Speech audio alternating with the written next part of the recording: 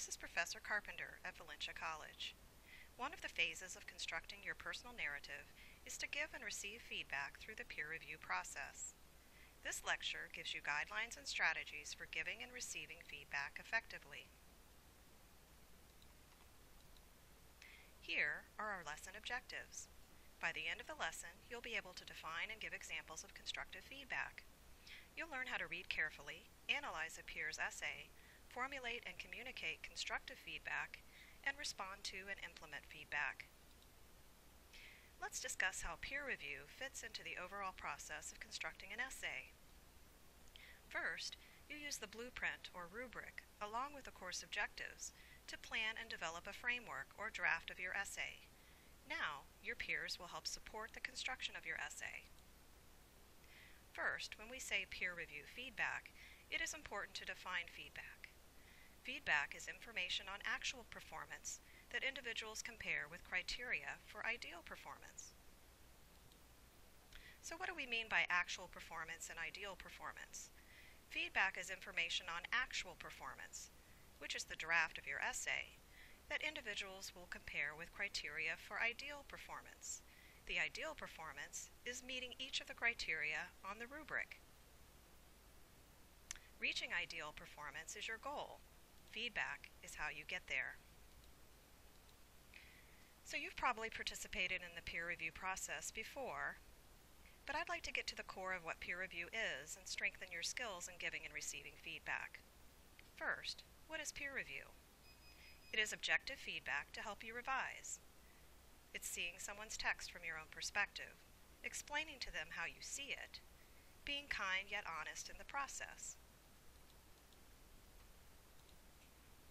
Why is it important to provide effective comments during peer review? Well, there's a lot of benefits, and here are some on the screen. It gives you the ability to get feedback on your writing before the instructor sees it. It's the ability to see your own strengths and weaknesses after reading and responding to another paper. A greater sense of audience is not just your instructor reading your work. And the opportunity to get feedback and feedback. So think about it. Imagine you've spent hours writing a paper for this class and you're counting on getting a good grade on the final draft. While working on a draft, you see that you have some problems, but you're not sure quite how to fix them. Who is one of your best resources? Well, your peers. Now imagine you're anticipating getting some really great specific feedback from your peer reviewer.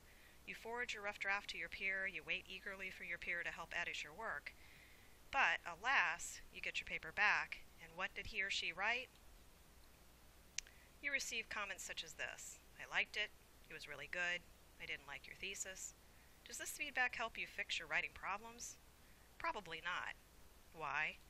It's just not specific enough. So, as a peer reviewer, you can't just say I liked it or I didn't like it. Instead, you want to give the writer information that will really help to improve what the writer has written. So when you give feedback, you should be specific, honest, and positive. Your feedback should generate energy, and that energy should be directed toward constructive action. There are three types of comments. There are vague comments, general but useful comments, and specific, direct comments. So vague comments are comments that are full of generalities, providing little or no specific direction for revision, or simply praise or disagree with the writing. So an example would be, try to revise the whole second page, or I liked it, or I did not really like this part. You can notice that this is general comment, but it doesn't really tell you how to revise. And here are some general but useful comments. I don't like your introduction. Maybe describe the topic of public writing better. We can actually take this a step further by providing a specific directive comment. So check this comment out. I do not think the introduction fully describes the topic of public writing in a way all readers will understand. Maybe you could use a quote. So really, they're giving a suggestion here for using a quotation that you could really act on to revise. So notice when you look at these options on the pop quiz, that the two choices here, the second, is more descriptive and more effective. Instead of this is disorganized, you can see a suggestion here. Could you separate each into its own paragraph?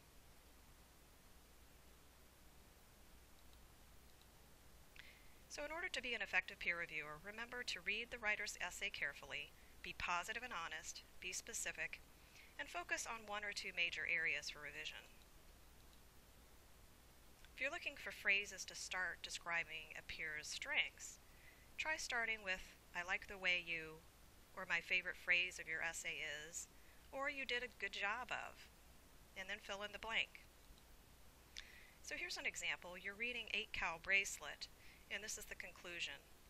And a peer reviewer might say, "I love your use of sensory detail, how the sun felt, how the wet dirt smelled, how the water pump sounded, and how you tie the 8-cow woman phrase to your thesis. Well done." Here are some other examples of peer review comments about strengths. This peer reviewer said that the author made a clear connection. Now, if you're looking for phrases to begin ways to improve, you could start with phrases such as, "How about if you," or "I noticed," or "you might want to try," or "something I've done before." Here are some examples of peer review with suggestions for improvement. So the ground rules for peer review. Step 1, when you receive the draft, read it all the way through before you begin to comment on it. Give yourself enough time to read and respond. Then you'll want to complete the peer review feedback worksheet completely and type out your response.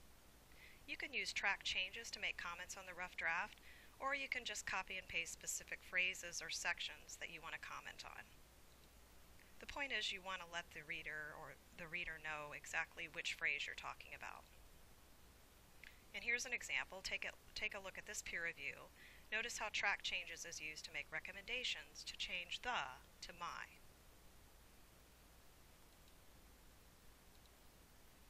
So at the end of your review, make sure to type the strengths and 2 specific areas for improvement. And email your completed peer review worksheet, the rough draft with your comments, to the author. And don't forget to copy me, your instructor. So once you receive peer feedback, what do you do next? First, thank your peer reviewer for his or her feedback. Read the comments carefully and consider the specific suggestions for improvement. If you're unclear about what the peer reviewer says, you can ask for clarification through email. So this is the end of this session on peer review.